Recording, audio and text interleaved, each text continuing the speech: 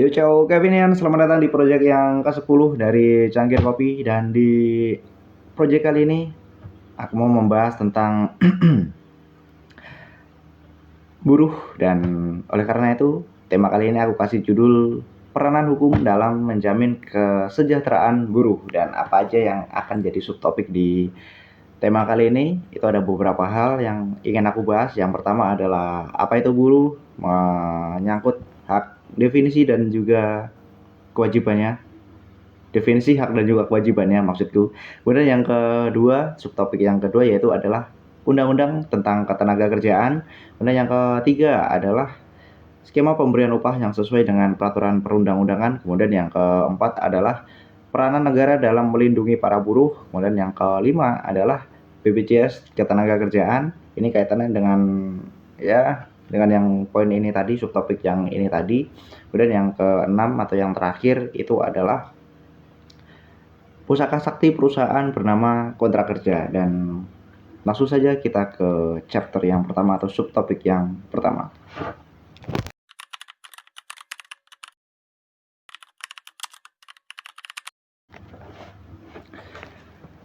Jadi di chapter yang pertama ini, kenapa aku mau membahas apa itu buruh, definisi dan juga haknya, itu karena aku harap ini bisa jadi sebuah pengantar atau pendahuluan buat kita masuk lebih dalam tentang keperburuan tentang salah satu penyangga roda ekonomi negara kita tercinta ini. Negara kita tercinta, cuy. Jadi langsung saja, apa itu buruh? Kalau dari Undang-Undang Nomor 13 Tahun 2003 tentang Ketenagakerjaan, di sana dijelaskan bahwa pekerja atau buruh adalah setiap orang yang bekerja dengan menerima upah atau imbalan dalam bentuk lain. Jadi dapat kita asumsikan, dapat kita artikan bahwa siapa saja dia yang bekerja, kemudian dia dapat upah, dapat gaji dari tempat dia bekerja, dari perusahaan dia bekerja, di mata hukum orang tersebut disebut sebagai buruh atau pekerja. Kurang lebihnya gitu. Dan dari definisi ini dapat kita tangkap bahwa pekerja atau buruh punya peranan penting dalam dunia kerja. Jadi timbul yang namanya hak dan juga kewajiban. Hak itu bisa kita dapetin setelah kita menjalankan kewajiban yang dibebankan kepada kita sebagai pekerja atau buruh. Dan untuk kewajiban para buruh sendiri itu cukup rumit buat dibedah satu-satu, karena biasanya ada perbedaan tentang kewajiban yang harus dilakukan terhadap perusahaan. Baik, kayak contohnya di perusahaan A itu sekian, di perusahaan B itu sekian. Jadi kalau secara umum itu biasanya dapat kita rangkum bahwa kita sebagai buruh itu berkewajiban untuk menjaga rahasia perusahaan, kemudian menjalankan pekerjaan dengan baik. Kemudian yang ketiga itu adalah bertanggung jawab atas pekerjaan yang dilakukan. Jadi kurang lebih kayak gitu buat kewajiban para buruh secara umumnya kayak gitu. Dan untuk haknya sendiri itu gimana? Untuk hak sendiri itu ada beberapa undang-undang yang berlapis buat mengatur tentang hak para buruh ini, dan sayangnya nggak ada satu undang-undang tunggal yang bisa kita jadikan rujukan ketika salah satu hak yang kita itu nggak terpenuhi atau nggak dikasih oleh perusahaannya gitu. Dan apa aja hak yang diatur oleh undang-undang berlapis itu tadi, itu ada beberapa. Yang pertama itu adalah hak mendapat upah. Kayak ini sesuai dengan definisi tadi lah, kalau kita itu bekerja buat dapetin upah atau imbalan dari tempat kita bekerja kayak gitu. Jadi kayak ini hak mutlak para buruh. Dan kalau semisal ini nggak dikasih oleh perusahaan, itu bisa kita tuntut perusahaannya melalui, nanti ada penjelasan tersendiri melalui apanya. Oke.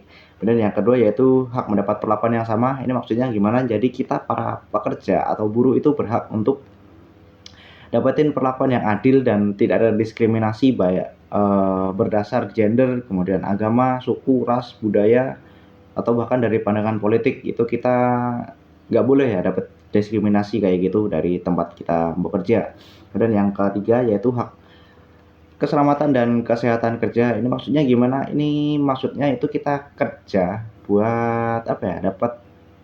Berhak buat dapat jaminan selamat ketika kita menjalankan pekerjaan dan sehat lah. Kayak sebagai contoh, kayak contohnya itu kalau kita kerja di konstruksi itu kan biasanya ada dikasih perlengkapan berupa helm konstruksi yang fungsinya itu buat apa ya, mitigasi atau meminimalisir kecelakaan di tempat kerja. Semisal kayak ada apa ya, paku jatuh dari atas terus kan nggak langsung apa ya, kenain kepala gitu loh, masih ada ada perlindungan gitu.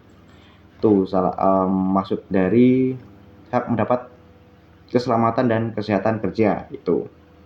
Dan yang kelima itu hak jaminan sosial. Jadi negara itu melalui Undang-Undang nomor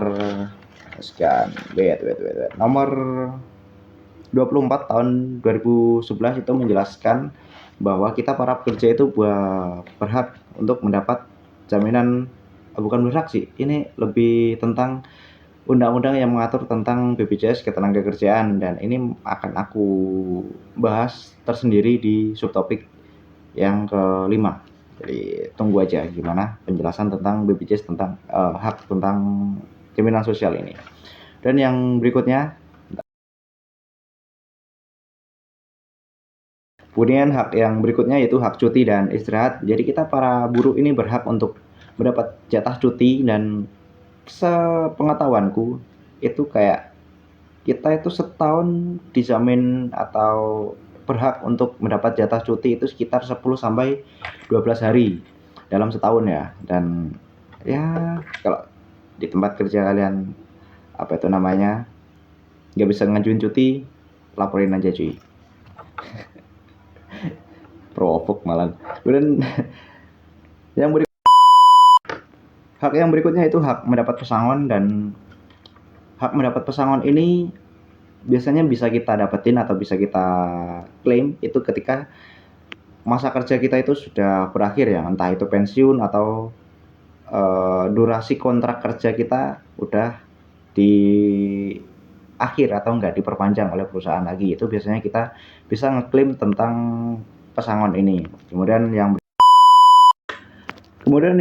terakhir yaitu hak berserikat. Jadi apa yang dimaksud dengan hak berserikat ini? Yaitu kita berhak untuk berkumpul dan mendirikan serikat, yang dimana serikat ini nanti bisa kita gunakan sebagai wadah tempat kita mengajukan keluhan. Semisal kita ada beberapa hak yang dilanggar lah oleh perusahaan, kayak misal contohnya nih tentang cuti. Kayak di tempat kita kerja tuh susah banget buat ngajuin cuti, padahal kita udah setahun lebih kerja di perusahaan itu tapi masih aja nggak bisa ngajuin cuti. Itu kita bisa lari ke serikat buat mengadu, dan nanti serikat itu bisa kayak negosiasi lah ke perusahaan ini, karena kaitannya ini hak kita para buruh yang dilanggar gitu sama perusahaannya. Jadi nanti serikat bisa ke perusahaan tempat kita kerja, negosiasi sama mereka buat apa itu namanya, memperjuangkan hak-hak para buruh ini.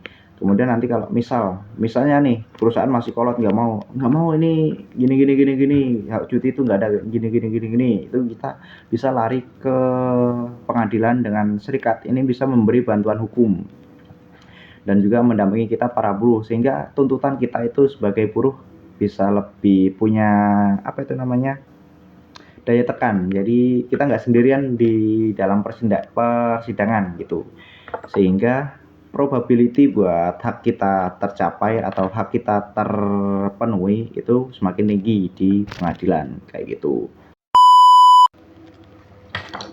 Dan itu aja yang mau aku sampaikan di chapter yang pertama ini. Sampai jumpa di chapter yang kedua. Yo ciao. Jangan lupa minum kopi sehari minimal 2 cangkir, oke? Ciao ciao.